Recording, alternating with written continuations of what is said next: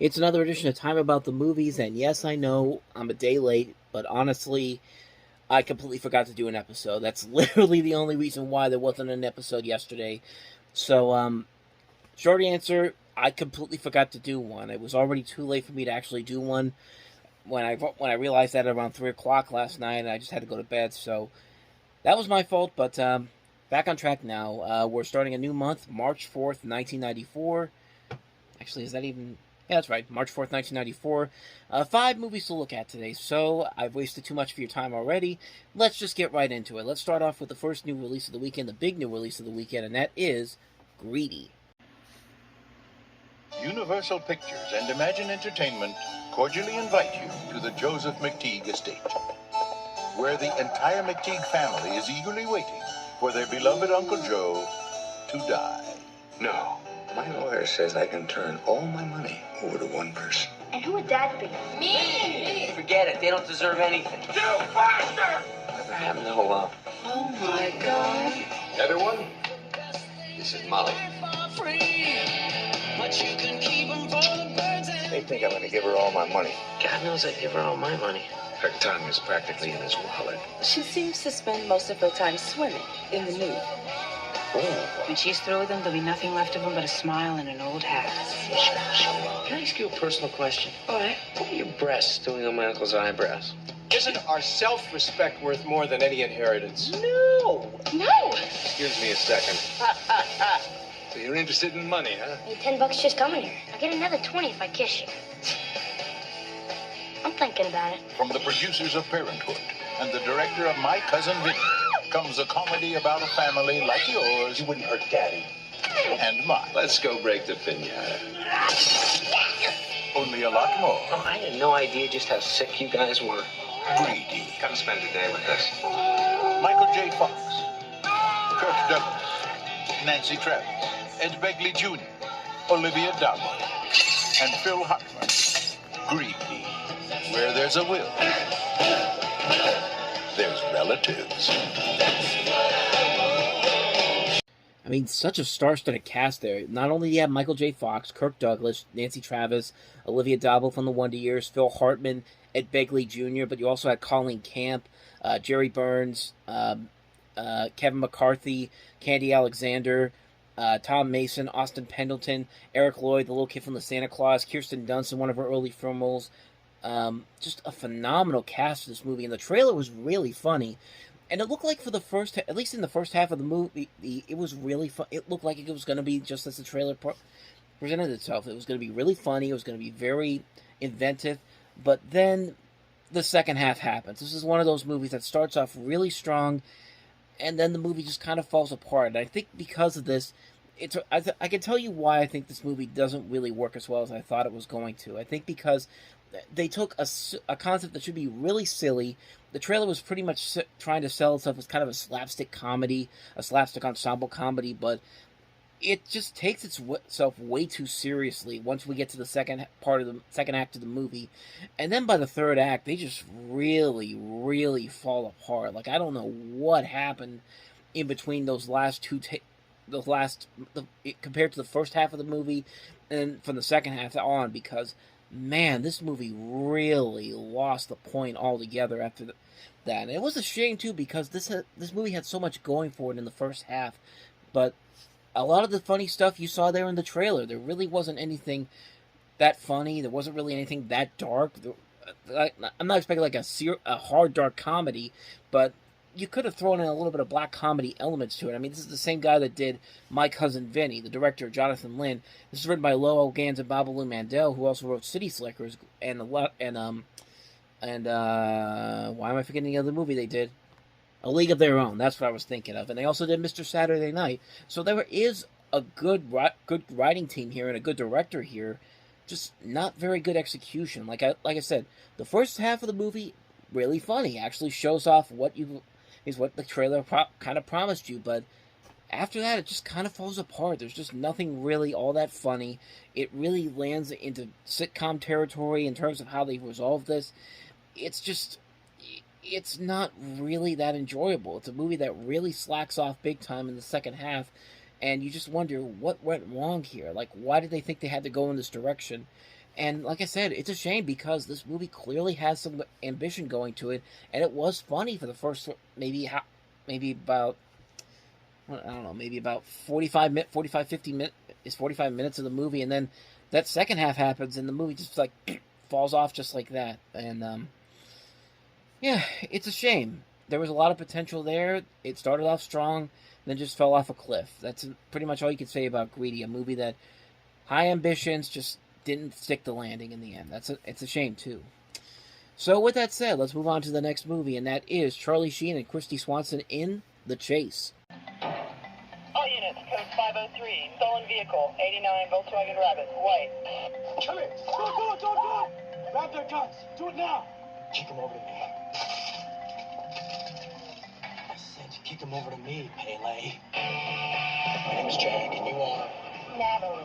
Millionaire Dalton Voss's daughter is being held hostage by this man. You down to Mexico much? No, boy. Because that's where we're headed. This is Chief Boyle. Get after that BMW. Domino's Pizza. You hurt my little girl, Heaven. I swear to God, I'll kill you myself. Why me? I go in for some cigarettes, and I wind up kidnapping the daughter of Dalton Voss. What are the odds? Whoa! Did you see that? That medical school truck is spilling out cadavers. Now that's disgusting. Okay, honestly, I think we could stop right there because I think you could pretty much see why this movie didn't work. Like, the first half of that trailer alone is just stuff that you've seen so many times in generic action movie trailers. Like, you've got the guy on the phone threatening somebody else on there. Like, you've got the people that end up getting together. It's just, what it kind of reminded me of? Does anyone remember that when the disaster arrived was at Universal Studios and they had that fake trailer with a rock in there? It reminded me somewhat of that, except that one was obviously a fake trailer, but this one was supposed to be taken seriously, and there's just nothing in here. Like, their attempts at comedy aren't really all that good, despite the fact that you got two pretty good actors in Charlie Sheen and Christy Swanson in here. They really don't work off each other here. I think the movie tries a little too hard to be like the 90s version of Bonnie and Clyde. Like, they're trying to be the new generation Bonnie and Clyde, and it's just like, it just doesn't fly. It just doesn't really get anything going, because you could pretty much predict everything that's going to happen. You could predict the jokes, you could predict the characters, and it was a movie that I think was clearly trying to sell more of its soundtrack, which had like a alternative music aspect to it with bands like Bad Religion, NOFX, Rollins Band, even Flea from the Red Hot Chili Peppers shows up in here, and you see him later on in the trailer. But I just didn't get anything out of this movie. It just wasn't funny. The action wasn't really all that good. It was like very mediocre, to say the least. I guess if one thing is good going for this movie is that they kind of have a decent satire about the television news industry and how we overhype stuff, and how they try to dramatize everything so they have bigger ratings for it. But it doesn't really do it all that well. I mean, I give it credit for at least doing that, but I've seen this done so much better, but in other movies. But that's pretty much all I got for you on this one. The Chase really was not really all that interesting. So, with that said, let's move on to the next movie, and that is Gina Davis starring in Angie. Excuse me, she's having a baby with maternity. When Angie needed a friend to count on, Good friend. Tina was always there. You got a boy! You got a boy! Now, Angie needs her more than ever, I love him so much, but is that enough? and their friendship will have to survive Tina! the greatest test of all. You got a baby now, Angela. What a baby, deserve him. You deserve him. You're his mother. Hollywood and Caravan Pictures present a very special motion picture about the choices we make, It's funny how having a kid changes everything. I understand.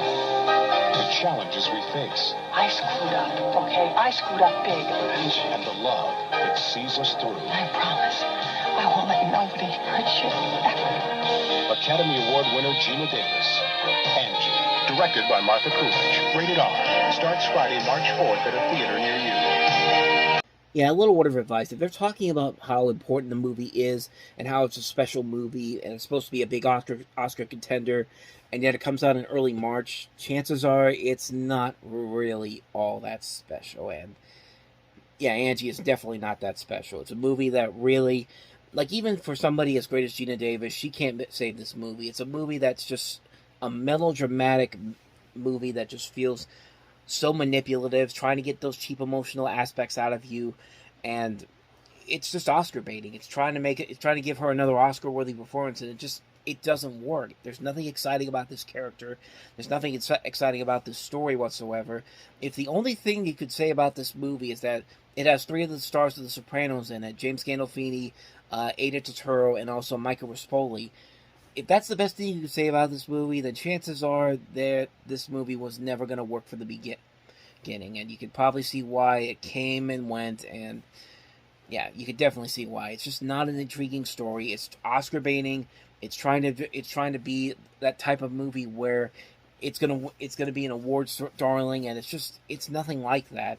Like, it really isn't anything like that.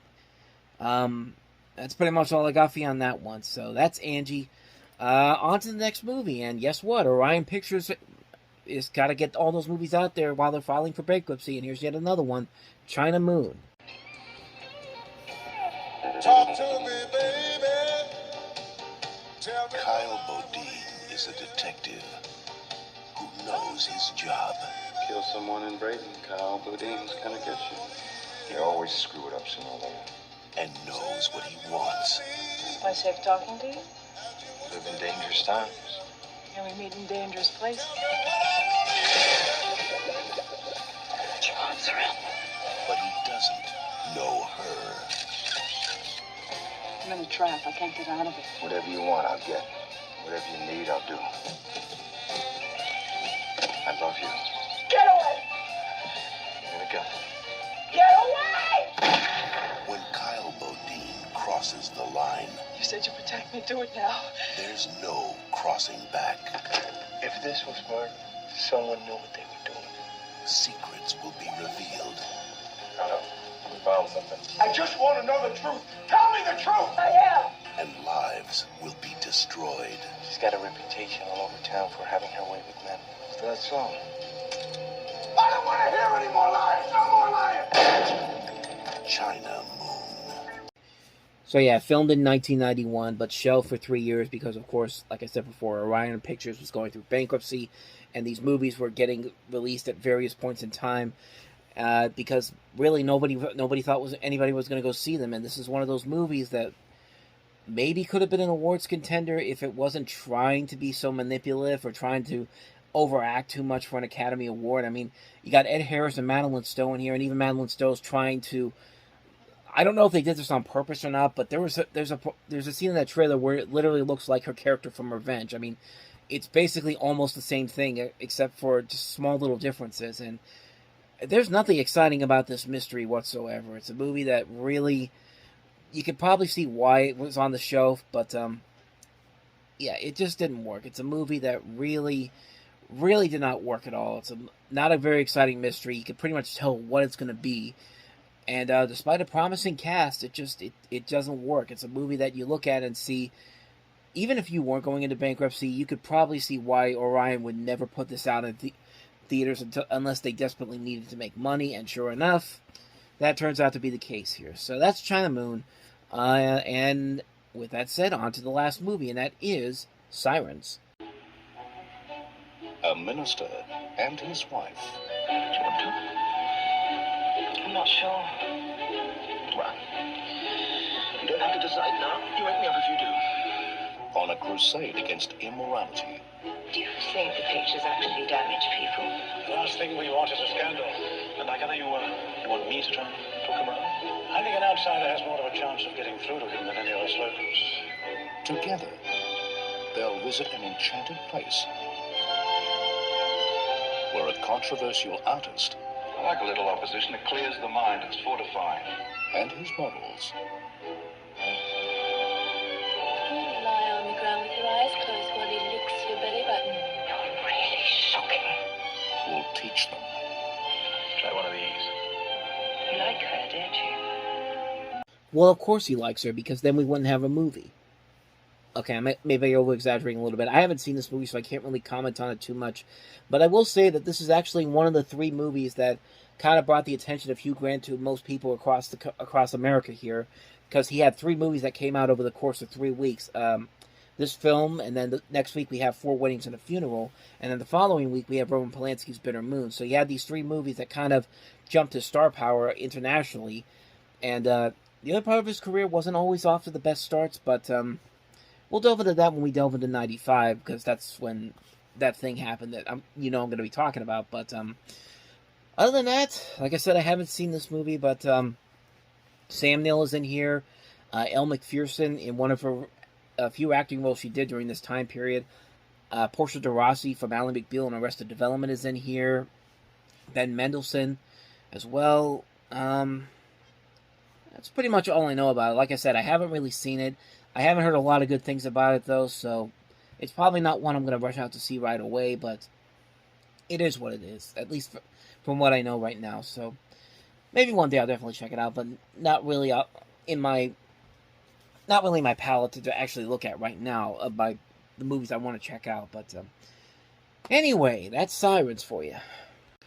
And so on that note, we wrap up another edition of Time About the Movies. Next time we meet, we'll look at 5 more movies, including Nicolas Cage and Shirley MacLaine in Guarding Tess, Paul Hogan in Lightning Jack, Dennis Leary in his first feature film debut, The Ref, or his leading feature film debut, I should say, the previously mentioned 4 Weddings and a Funeral, and the Coen Brothers' The Hudsucker Proxy, probably their most underrated movie, and we'll delve into that next time around. But until then, thank you very much for watching, and if you want to see more videos like this, please hit the playlist on the next page, check out the previous episode, and I'll see you guys tomorrow for another episode. So thank you for watching, I'll see you next time, and until then, as always, take care.